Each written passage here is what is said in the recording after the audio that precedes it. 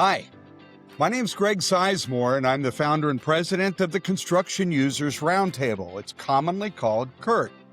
And what CURT is an organization that focuses primarily on the owner, but not exclusively.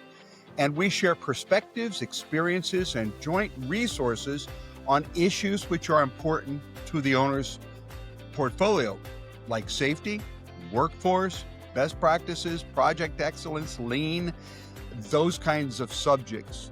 And so you're listening to CURT Connections, or Construction Connections, powered by CURT. And we are so delighted that you're here with us. If you want to learn more about CURT, our website address is curt.org. That's simply CURT.org. It'll give you answers to many of the questions you might have. And should they not fulfill your desire, you're free to call the CURT office at any time and ask your question of anybody who answers the phone. We'll make sure you get resourced with what you are looking for. So once again, you're listening to Construction Connections, powered by CURT. And today I am absolutely thrilled to have a longtime friend of mine, Brian Gallagher, on the show with us. And Brian, we welcome you. I'm going to tell this crowd about you in just a few short sentences, but welcome and thank you for joining us, Brian. Happy to be here, Greg. So let me tell you about Brian, gang. Brian serves as the Vice President of Corporate Strategy and Development for PPC Partners. It's a holding company for organizations such as Piper Electric, Metro Power, Carolina Power, MP Systems, and so many others. He leads enterprise strategy and growth and market expansion initiatives across the platform. His job is to align business development, marketing and innovation, acquisition strategy to drive, frankly, long-term enterprise value. One of the things that makes Brian special is he's had 30 years of executive leadership experience in the construction industry. And he focuses on building scalable growth engines, winning complex projects for his client, his owners, his employer, in both commercial, manufacturing, and other markets. Not only that, but Brian is a prolific author and speaker. He's not only a friend of CURT, which you might have already well imagined, and has spoken at many of our events over the years, but he writes and speaks extensively on strategy issues and AI adoption, leadership, and the future of what this environment might look like. I think one of his latest books is Building Smarter with AI. That's certainly a hot topic. We're going to deal with that here very shortly.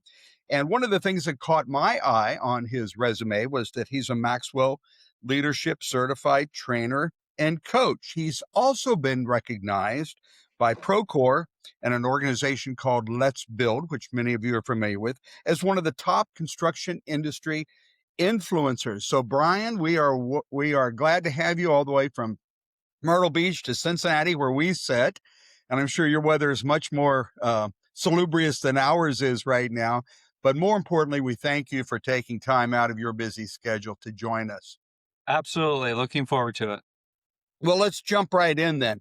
One of the things that I think is important, and you feel is important also, is leadership. And right now, leadership is under pressure in our industry. Owners forcing to deliver more construction for the money across workforce, schedule, quality, and risk issues. What leadership behaviors, Brian, do you feel are most critical right now to maintain an excellent performance in a capital program? What are the attributes and what behaviors are absolutely essential to the listener's team? Well, when I think about capital projects and you think about the amount of spending that is being deployed today, a couple things are converging. The projects are getting bigger. It seems like every other day we're seeing mega projects announced that used to be a large project or a mega project was maybe a couple $1,000,000, and now everything seems to start with $1 billion. So that the size of projects, the complexity of projects, coupled with the challenges we're facing, workforce is not new to our industry, but the workforce challenges have become structural for us. And also, when you think about the convergence of technology and how technology can be a tool that organizations can leverage, both owners, design firms, EPC firms, GCs, and subcontractors. All those things coming together really requires leadership vision.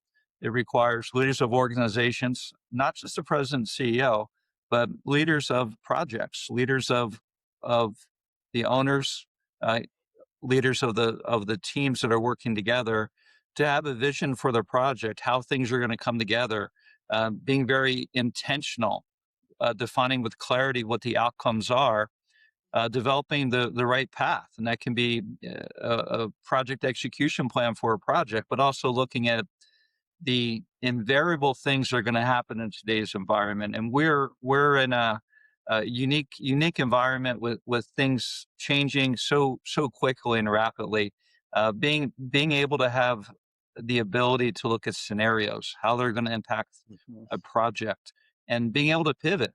So I think a lot about flexibility. I think a lot about resiliency, uh, communication, collaboration. These are all leadership qualities that need to exist at the highest level of the organization, down to everyone that's involved in managing the projects. That's a great point you make. I certainly agree, and I think you'll find agreement by most of those who listen. But here's the disconnect I see frequently. Maybe you can help us put our arms around the concept.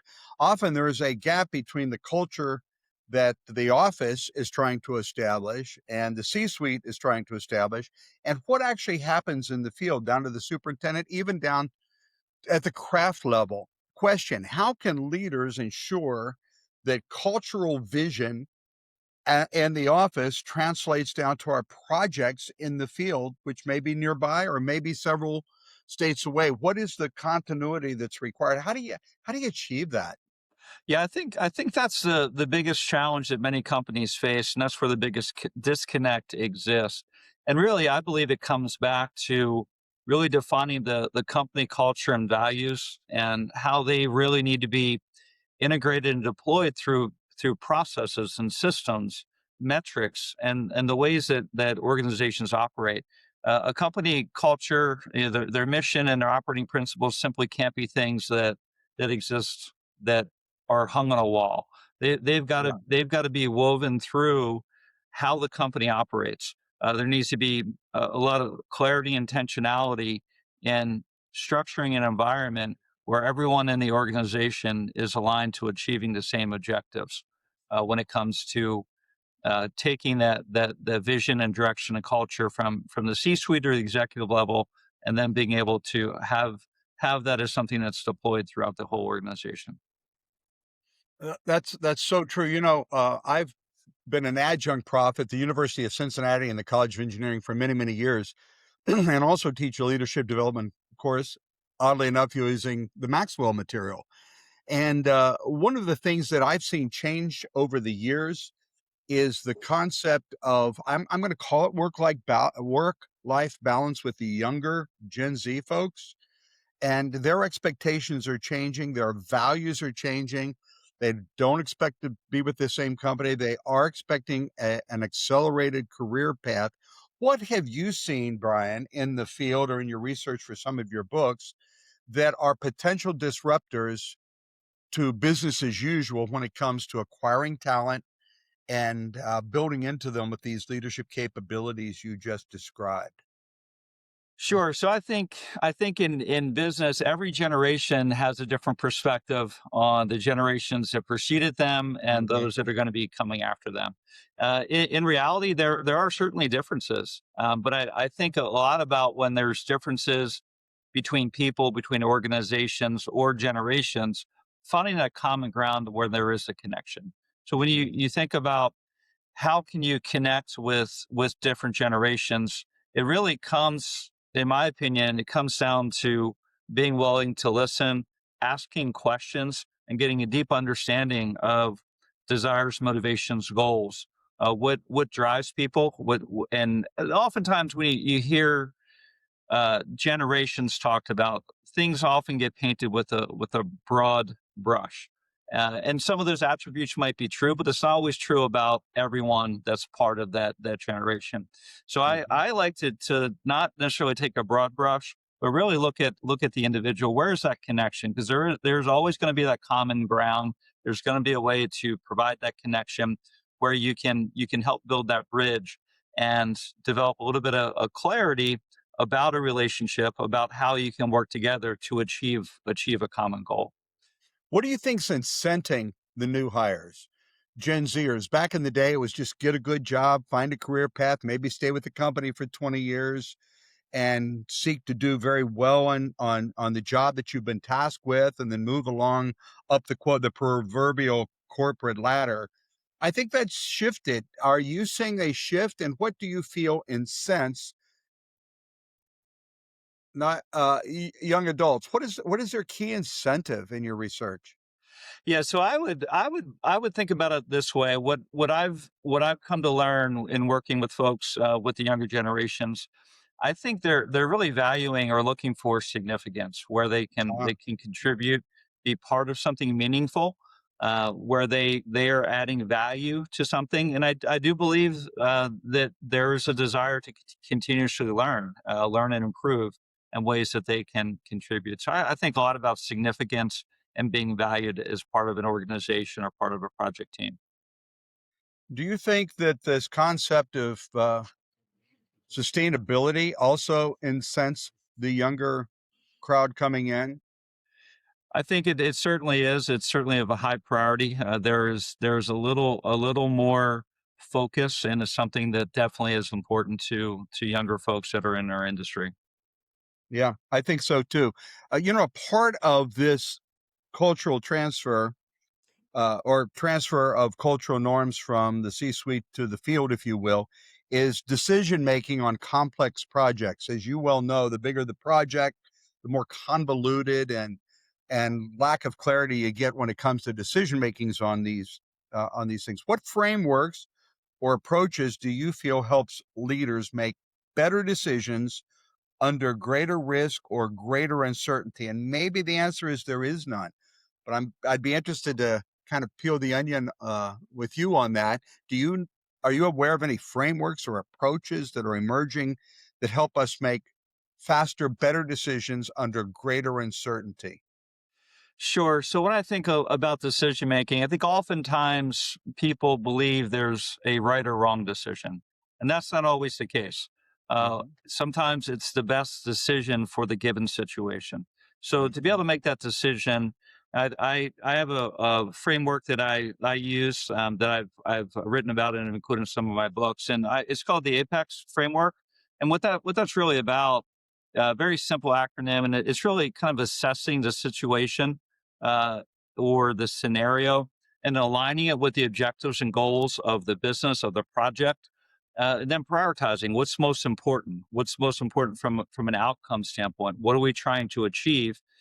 And then from there, execution, making a decision. Well, evaluating the alternatives, making the best decision before for that scenario or situation, and then that becomes a model for expansion, for expanding your decision making process. So a lot of that early phase becomes looking at the alternatives, looking at different scenarios, what the impacts are going to be from that decision, and then weighting those different factors and then making that decision. I also strongly encourage people, particularly in project scenarios, to get different opinions and perspectives, and really Uh, understanding the impacts, making a decision on a project. What impact might that have on a key subcontractor or a vendor or the owner? So understanding who are the key stakeholders, what's their what's their involvement in their project, and how will that decision impact them? And sometimes ultimately a decision comes down to a choice. You're looking at different variables and you're making a choice on what direction you're going to take. And that's ultimately what a decision is. You're choosing a future based on what you want the intended outcome to be. what book is that in? What do you go in depth? What was the name of your book? That's in the recent AI book. So I use that as a Really? framework for AI. And the name of that recent shameless plug, I ask you, you didn't volunteer, and you're too Building cordial to do smarter, that. building smarter with AI. Building smart. What prompted you to write a book or a guide? Tell us about the book. I find it intriguing at two levels. Number one is building's going to continue. Number two, we've got to do it smarter, better, faster, cheaper, with no diminution of quality, schedule, or cost. Right? That's heaven. And then third, this interruptive AI. And what do you do with this? The dog has now caught the car. What do we do with it? So tell us why you wrote the book and give us a framework of the book, if you would, and help us understand it better. Sure, sure. So my background, I've been in the industry for quite a while, and I've always enjoyed sharing information and sharing knowledge. Um, Really, from the standpoint of helping others think. Not that I have Mm, all the solutions, but if I can share something that gets somebody to think about something or critically think about a scenario or situation, that's really my goal. And in writing articles, having the opportunity to speak on business, on strategy, really led me to write my first book back in 2009, and that what I learned from that in going out and speaking, that was a book called Leading with Marketing, about developing marketing strategies in the industry. I was surprised with how many people read the book and reached out to me and told me something that they learned from it, or how it impacted them, or something they applied, or they share with me some different ideas and different perspectives. And what that did is it I think it uncovered something in me, in that I may not be an expert in a lot of different topics, but what I think I'm good at is getting people thinking and having a dialogue about something. So the mhm, AI topic has hit us pretty quickly. I've always been I like to call myself a construction technology enthusiast. I'm not a CTO, I'm not a tech guy, but I really look at not just technology, but innovation, looking at how innovation can impact our industry.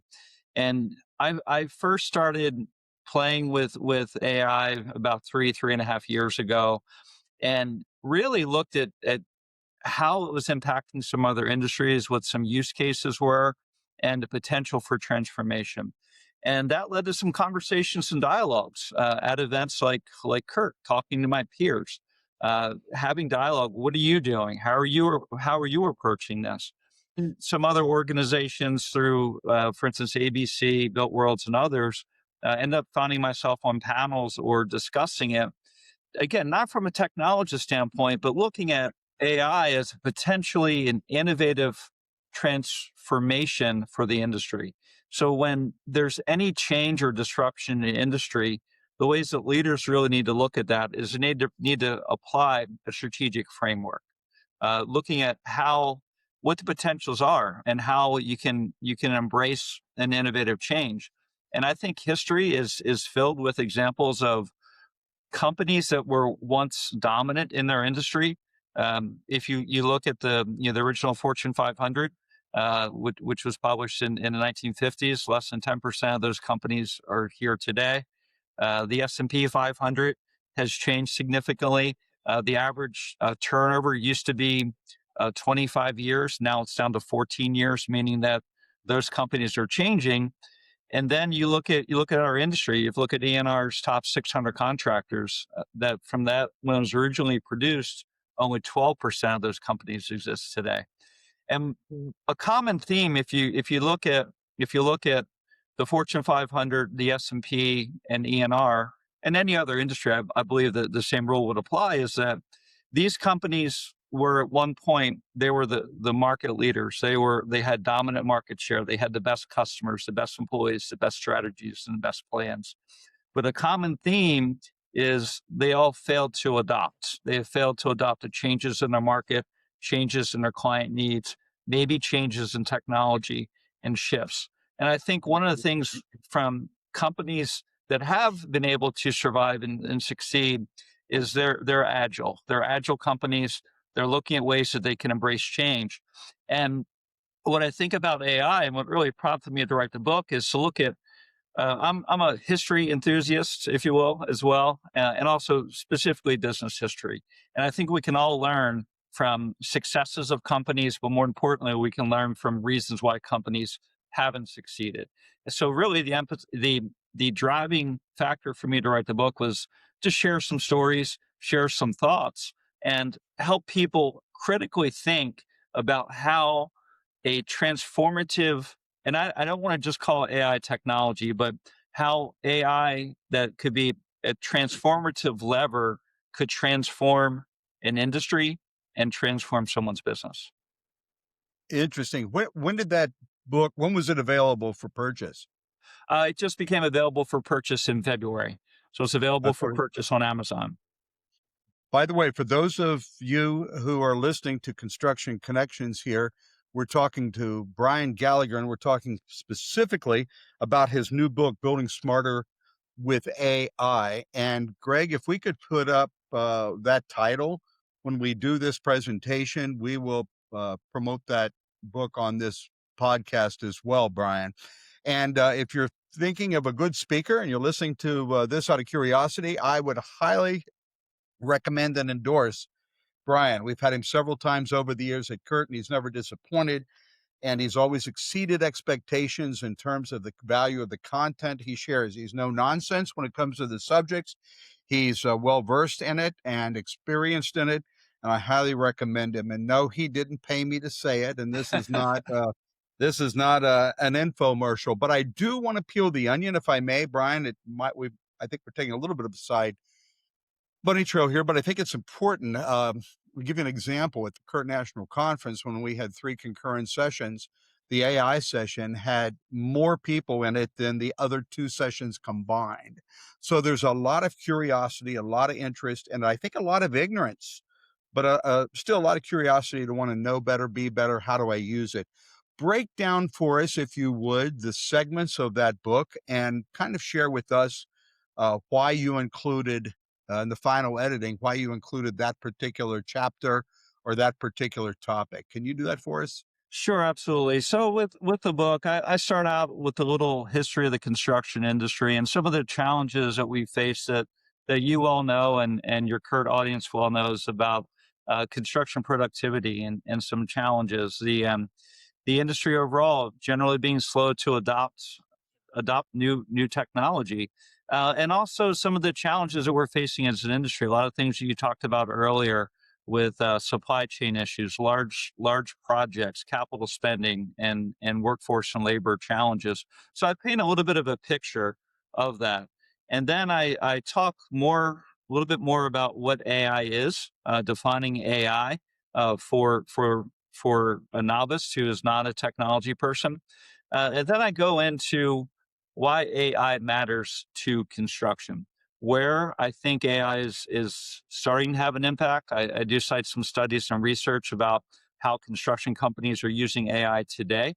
And then I get into developing an approach to AI. I talk a lot about developing a governance framework, making sure that risks are identified and mitigated, and really establishing some guardrails around the use of AI because there are a lot of risks there.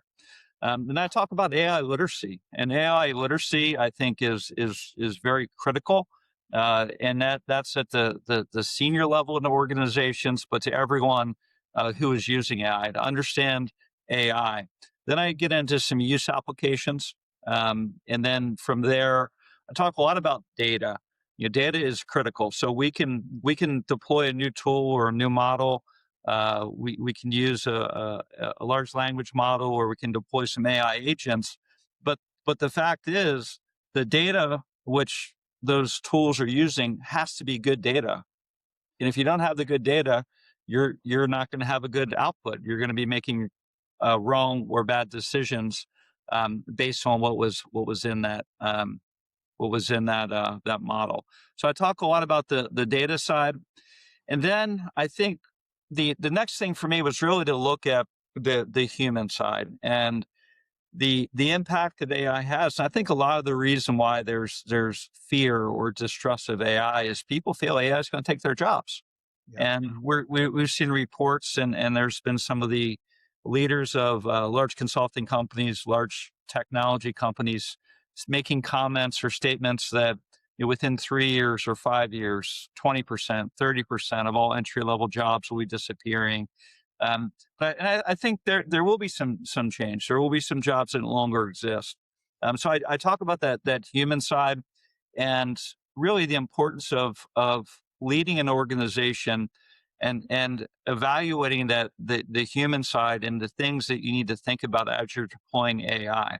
And while some jobs will be eliminated, I believe every job is going to be fundamentally transformed over the next several years. And part of Okay, the let me stop you right there.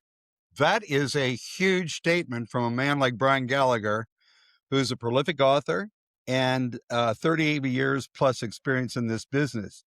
So, for the listener who may be casually listening, maybe you're driving, I don't know. I want to bring your attention back to what this man just said about your job. Brian, do you remember what you said 15, 20 seconds ago? Every job. every job is going to be fundamentally transformed by AI. And Let that soak in for a minute. I think that's what scares people because the next question is, well, how? And we all know the why because it's here and we can. But the question is, how's that going to try? Where's that going to leave me? And I think that's where the fear starts. And we start drawing assumptions about, well, I guess my job's out the window and all these things that resist embracing the AI tool. Am I correct or incorrect? absolutely, and that's what I get when I'm talking to people or when I do speak. That's the kind of questions I get while I'm speaking, or people come up and talk to me afterwards. There's a lot of fear about that, and Mhm. again, I think a lot of that comes to AI literacy and folks, whatever their role in, looking at how their job could be potentially impacted, and not looking at it negatively, but looking at the opportunity, where thinking about the job, the task, and things that are you're currently doing. How can AI uh, become a productivity tool? How can it be a force multiplier? How can it Mhm. eliminate some things that are done? How can it improve some things? So I think a lot about looking at it as AI as a resource, as a teammate, as a thought partner, or someone, for instance, building an AI agent where it can go perform some task or bring some information back, like you would in terms of building a workflow. So I think a lot about the AI literacy, people's fear about their jobs and how things are going to change. And when I think from a leadership perspective, that's got to be priority one and priority 1A for a board of directors. Got to be the top priority for the president, CEO, and executive leadership team. Is one, they need to increase their AI literacy. They need to understand it. Not that they need to be a technologist, but they need to understand AI. They need to understand the human impact.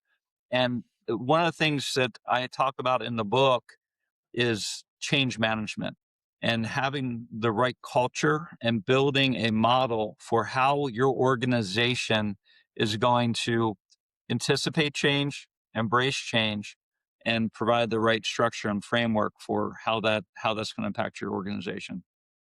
So for the fellow who's become a subject matter expert, my word, not yours, but I believe it, subject matter expert on this topic, where are you getting your information? What are some absolute essential must follow websites, journals? Where do you keep yourself on the cusp of the cutting edge, Brian? How do you do it? What are your resources? Yeah, so a couple different things. I look a lot outside the construction industry.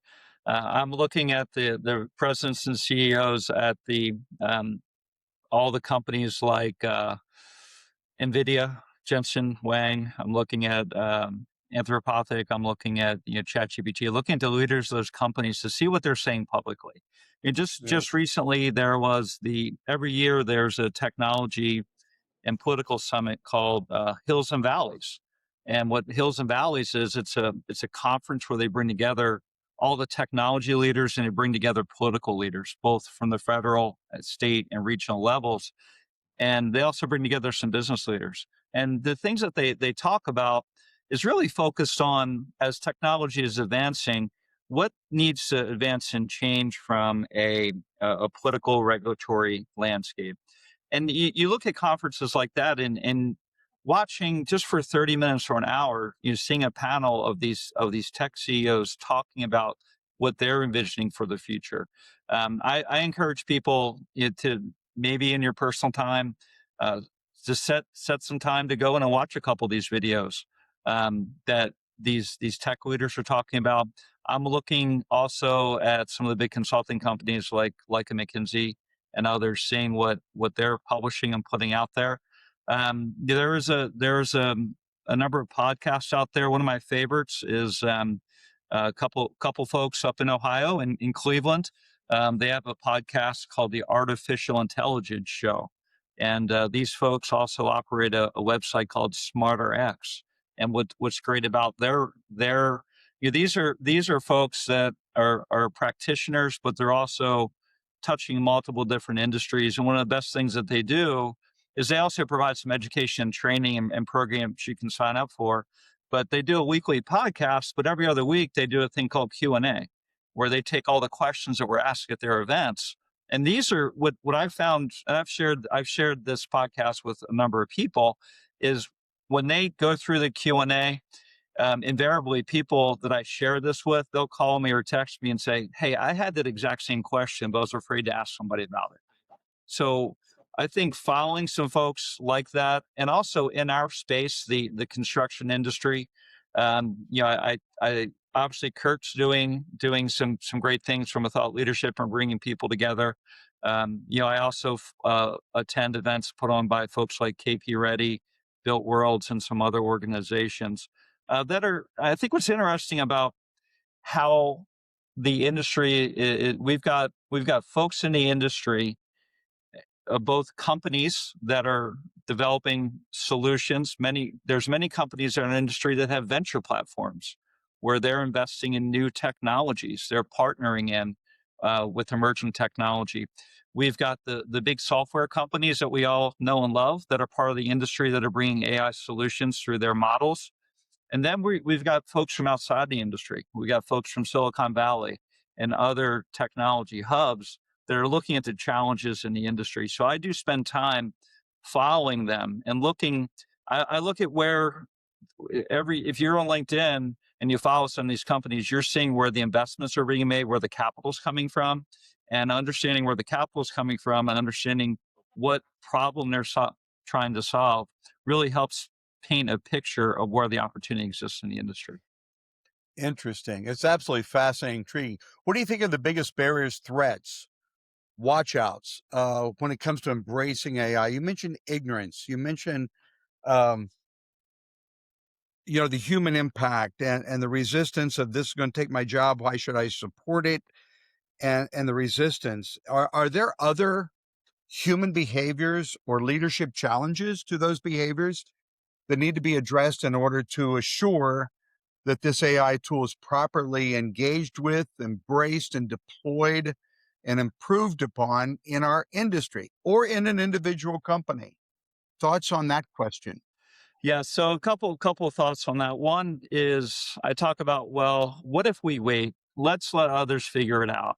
Let's just wait and see what happens and see what develops. Which is a strategy. You can It is. certainly do that.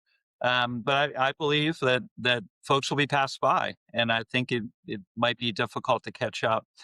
And one of the things, one of my favorite books that I've ever read, one of my favorite authors, and I had a chance to meet him when I did a program up at Harvard back in the early 2000s. It's Clayton Christensen, and Clayton Christensen was a Harvard business professor and an author. He's recently passed away, but he wrote a book called The Innovator's Dilemma, and I talk about this in the book. And the Innovator's Dilemma, what Clayton Christensen talks about are the large incumbents. And he has lots of examples of incumbents in an industry or even sectors of an industry that were market leaders, they were dominant. And the very thing that made them successful also led to their demise. And what I do in the book is I take the principles from Clayton Christensen's Innovator's Dilemma and I apply that to AI, and how what Clayton Christensen talks about is there's disruptive forces that companies fail to embrace or fail to see, and they react too slow. They want to defend their market. They've always done things a certain way, or this tool's always been good enough. We've always got by on gut instinct, or This spreadsheet has always been enough. We don't need to do something different. And then the what Clayton Christensen talks about on that disruptive curve is eventually it gets better and better and better. And at that point, that inflection point, when it becomes better than what the incumbent has, those incumbents fail because the new people that are entering the market have passed them by. So what I think about is that's a long-winded answer, but I think the answer is holding on to the things that made you successful in the past in the era of AI are not going to allow you to be successful in the future. That's another key takeaway for the listeners of this podcast. That which got you where you are will not keep you or will not take you where you think you need to go. That's what I hear. Absolutely. And one of the things I do have in the book as well, another chapter, I call it the whiteboard moment. So if you were, and I would encourage folks to do this, be it your project team, your department, your business, is if you were starting your department today, you were starting your business today, and you had a whiteboard, and you weren't burdened by resources or structure or people, what would you do? How would you build your business today in the AI environment? And a lot of folks in the industry talk about an AI first strategy or AI native companies or AI native thought. So I'm not suggesting companies shut down what they're doing and close their doors and start new, but what taking a whiteboard does, and if you build that, what that helps you do is see what changes you need to make, and it helps you provide a little bit of a gap analysis of the things that we're doing today, the things that we need to be doing tomorrow, and then thinking about how do we close that gap. What are the things that we're doing today that maybe we need to stop doing? What are some things that we need to do to bring in that maybe we haven't thought about in the past? One of the things that comes to my mind, point counterpoint, is I don't think I know enough to ask those questions. If I'm senior in the organization, they're probably, older than 50, likely. And so they may be the ones that are fumbling the ball and most inept in terms of carrying it to an organization. So my concern would be, how do you overcome that challenge that says, I don't even know enough to ask the right questions, much less search for the solution? Yeah, so that's certainly a challenge. And I think that's where we talk about fear. And you think about folks that are in senior leadership positions that maybe don't have the understanding or knowledge or really understanding what questions to ask. They don't want to look bad in front of their organizations, right? So Right. what one of the things I do talk about is I talk about AI literacy for the business. And then I have a separate chapter later on talking about AI literacy for leaders and how to go and get some of that knowledge and get some of the experience. And I talk about forming just an informal peer group or tapping into your peer groups that you're Mm. already involved in, looking outside your industry, how other companies are embracing it. And as far as the questions that need to be asked, it doesn't have to be a technology person that's asking the question. So I would encourage folks to maybe look at an outside strategic facilitator where you come in and define, hey, this is the business challenge we're trying to identify, and go do a day offside retreat. Engage some resources. There's a number of schools and universities that now have AI programs. Maybe engaging some of those folks to help facilitate that process. But one of the things Who do you know that are among the leaders in that area? What schools or universities have you observed? This is not an endorsement, obviously, but where, Kurt's about perspectives, resources, and experiences. What universities have you run across that are doing a better than average job of maybe leading in this space, Brian? Sure. So I've had the opportunity to go down to University of Texas at Austin recently.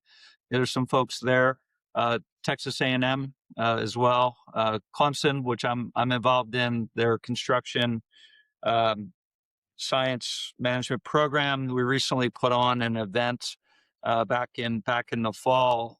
We put on a construct is our 10th anniversary construction conference, and we brought in some folks from the industry. We had a combination of professors and practitioners. Again, it's all about thought and getting people to think about things. our company, PPC, just partnered with a community college up in Wisconsin, Waukesha, and what we're doing with them is we've invested in their AI program. We made a commitment of $2 million over several years to partner with them. This is a school that we recruit from pretty heavily on the trade side, and they have an emerging AI program, and we put some money there to help advance the acceleration of AI adoption in our industry. We've engaged some of their faculty.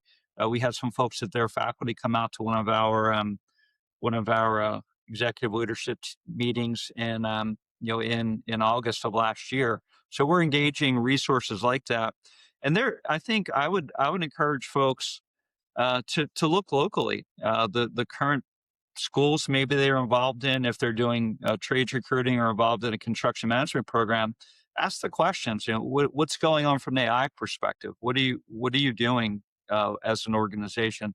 Because a lot of these schools, they're putting together certificate programs. They're putting together different events to really accelerate that education. That and what was the name of the place up in? I think you mentioned Wisconsin. What's it called? Waukesha Community College. Waukesha Community College. Okay, got it. We'll take a look at that for sure. Um, we've been at this now for about 45 minutes or so. I'm going to begin to wind it down a little bit.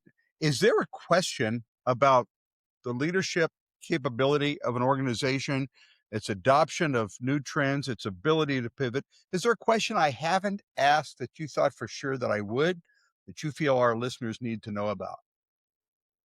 Yeah, so I think one thing I get a lot is who owns this? Who oftentimes I'll ask people the question, where does AI reside in your organization? And more so than not, I get it's an IT initiative, or IT is leading that, or IT is managing that, which might be okay, but I believe this is going to be owned by the C-suite, the CEO. And what I encourage companies to do is put together an AI council within your organization, with key executives, key leaders, but not just the C-suite, different people that might be thought leaders in the organization, those that maybe have a track record of embracing change and doing things differently, those that maybe have let's call it street credibility within the organization. And IT definitely needs a seat at the table. They need to be part of that, as does risk management and legal. But developing that AI council internally. So again, this needs to be owned and led by the C-suite, and even the board of directors of an organization needs to understand it and hold the leadership accountable for adopting an appropriate AI approach and policy with structure, with guardrails, that's ethical, that focuses on the human element of it. But it is owned by, in my opinion, by the CEO or president, with an AI council within the organization. Brian, we really want to thank you. We've been talking, of course, to Brian Gallagher, who serves as Vice President of Corporate Strategy and Development for PPC Partners. And we've been talking about leadership and cultural change and how AI has wrecked into our industry in a good way. Brian, has there been a question you thought I would ask that I haven't asked regarding either of these concepts, the leadership, the culture, the AI? What do you feel our listeners and viewers might need to know that I didn't ask about? Well, one question I regularly get is who owns AI within the organization?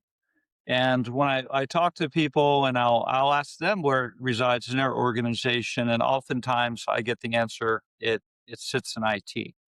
And Uh-huh. that might be the right answer from some organizations, but I believe with AI, it's such a transformative thing that's happening to our industry. It needs to have input from other parts of the organization: legal, risk, procurement, operations. So with that, it's such a transformative change that I think we're going to experience. It really needs to be owned by the C-suite. The president and the CEO really needs to set the tone, set the culture and the direction for how a company is going to embrace AI. And what I recommend to folks is setting up an AI council. An AI council isn't necessarily just the executive team. It needs to have representation from the executive team, but it also needs to have representation from folks, different parts of the organization, different levels of the organization.